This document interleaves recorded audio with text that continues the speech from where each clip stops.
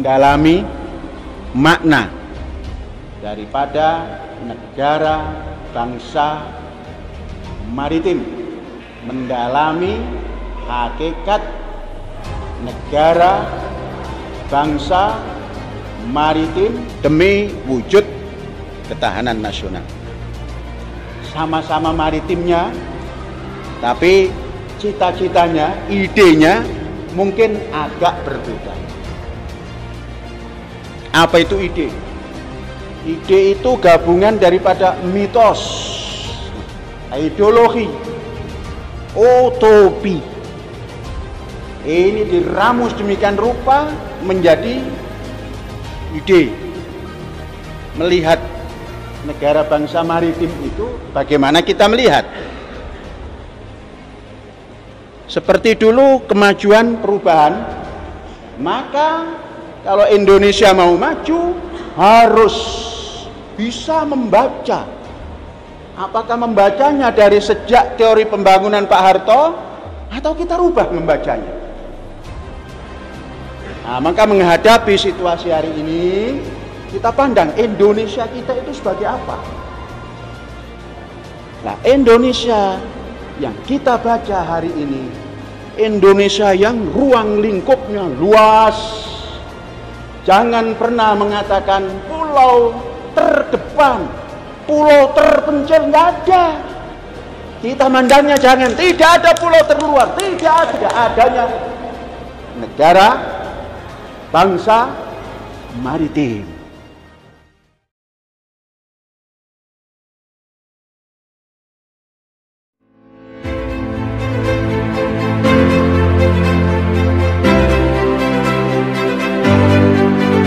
Setelah Kanada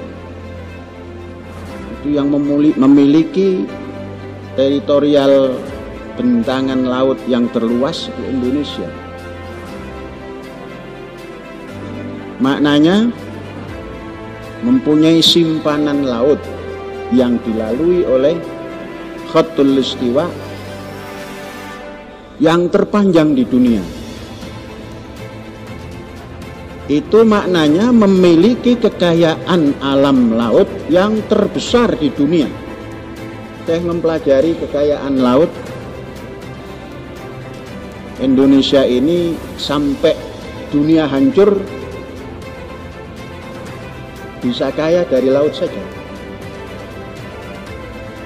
Penduduk walaupun 11 miliar tahun 350 nanti, tahun 2050 penduduk dunia itu 11 miliar, tumplek di Indonesia semua, itu masih bisa memberi makan 15 kali satu hari.